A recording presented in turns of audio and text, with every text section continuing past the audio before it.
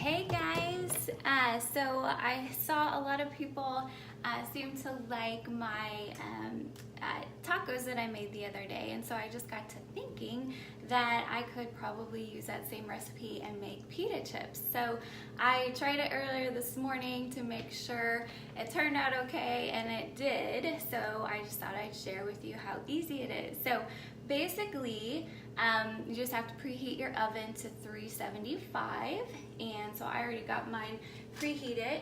But then you will add 2 cups of mozzarella cheese to a bowl, and so I'm going to get mine measured out.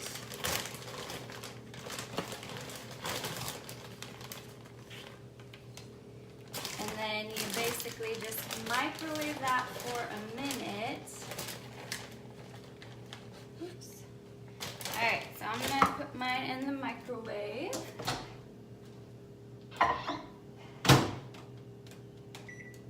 And then I just check on that, and if it's the right consistency, I'll keep it out. If not, I put it in for like 30 more seconds. Hey Jen! So what is everybody doing this afternoon? It's a rainy, gloomy day.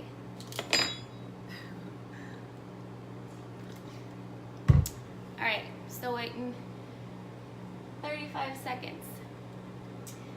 So while that's warming up, I'll show you, basically you use 3/4 of a cup of almond flour, and this is the kind that I have found that I really like. I just order it off of Amazon, and it just doesn't have a whole lot of flavor, so it's just more mild. Some of the other almond flours have a strong almond taste, and it kind of like changes the flavor of what you're trying to cook.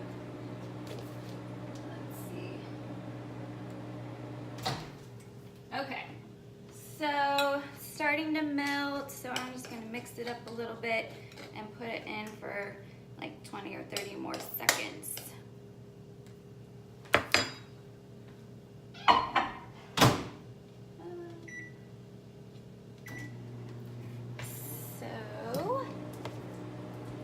So basically, like I said, it's going to be 3/4 of a cup of almond flour added, and I'm just going to get mine ready.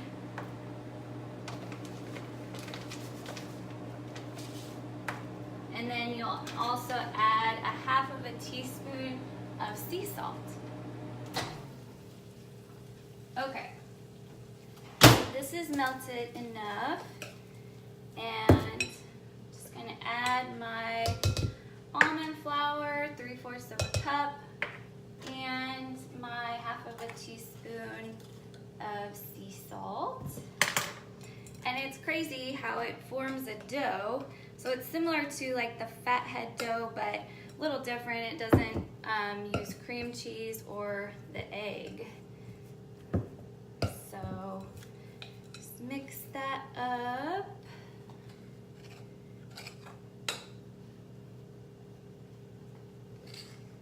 And it takes a little bit to get all the flour mixed in there, but then I'll show you what the dough looks like.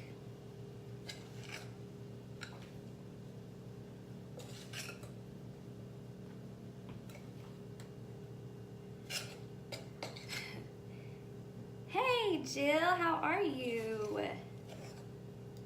You will love this recipe. Alright, so then once I get it kind of mixed in the majority, I'll actually kind of knead it a little bit on the paper. And I use this parchment paper. You guys probably use this too, but it's pre-cut already, so it's amazing. You don't have to mess with it. But I just like knead it a little bit on the parchment paper to get it mixed in the rest of the way.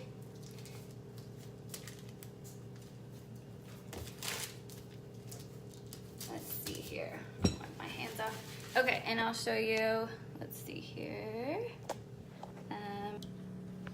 So this is what it looks like, all mixed up. And then I'll show you what you do is you just get a second piece of parchment paper and put it over the top of the dough. And then you can kind of like spread it down, you know, so you can flatten it out and start to kind of form the shape that you're wanting. Very similar to the pizza dough. And then just get a roller and then just kind of roll it out.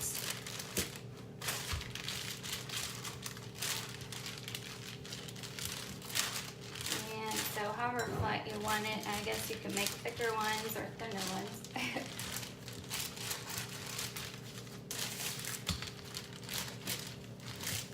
And so literally once you get it rolled out, I just put some different seasonings on top.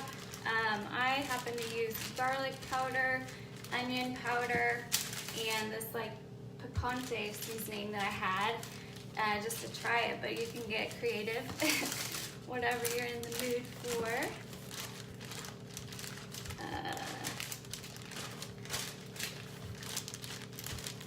And then it's just a matter of using a pizza cutter and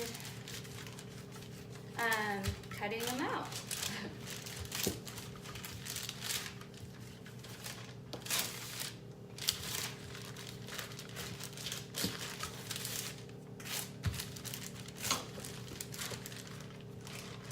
Anybody doing anything fun today?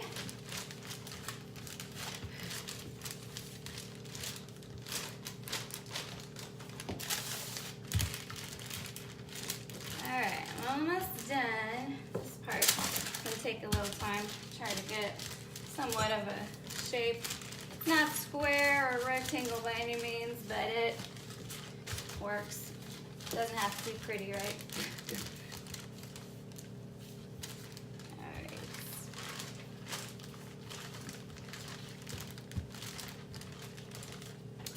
Okay, so then you just take the top piece off, and I'll show you what mine looks like.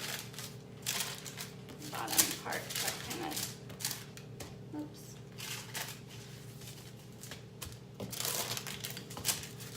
Let's see. Okay, so here's what mine looks like, flattened out, and then, like I said, I'll just put, oops. I'll just put a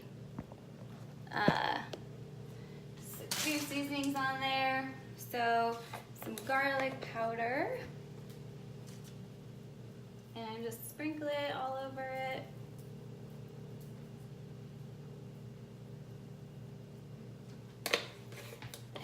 And onion powder.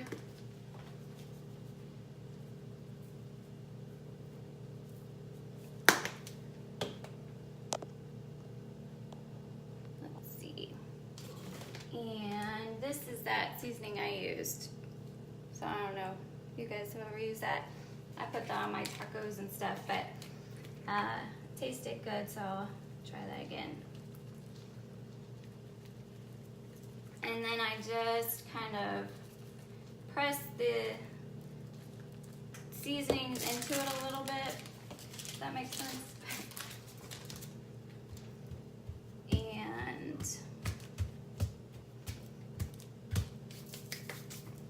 I'll show you.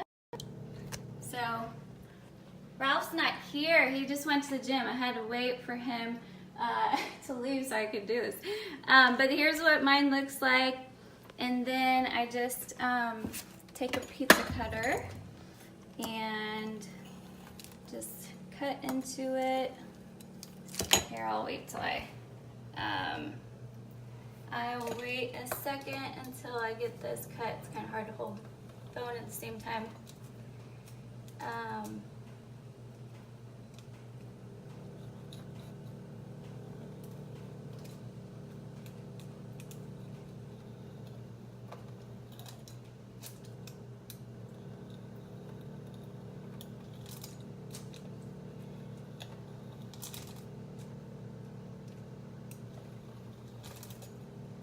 Sometimes you have to go over a couple times since it is primarily cheese, if it melts back together. Let's see. Alright, so I just cut it like this in strips, and then I just cut it again into kind of like triangles.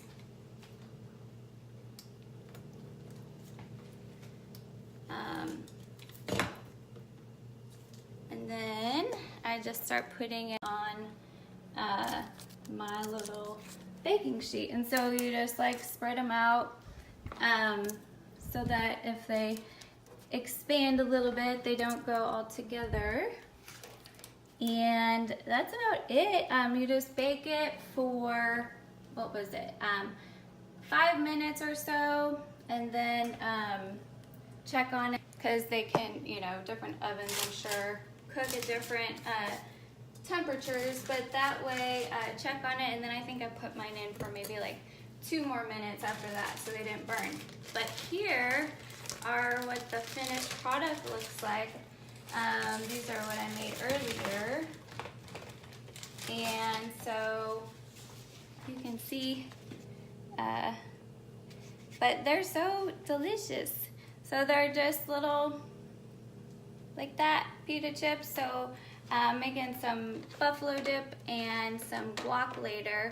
And so I was like, I have my own chips. I don't need store-bought chips. And but that's about it. But I just thought I'd share this because I know on keto we want to have crackers and chips and stuff, and it's hard to find, you know, good recipes for that stuff. So anyways, that's about it. So like I said, bake it for about 5 minutes, check on it, and then like another 2 to 3 minutes, depending on how crisp you like yours. Mine are just tiny bit browned on the bottoms. And so that's about it. But I hope you guys have a great day, and I'm gonna try to start doing some more fun recipes, quick ones, because I know our time is very valuable and we don't want to spend all day in the kitchen. But I hope you guys have a great weekend. Bye.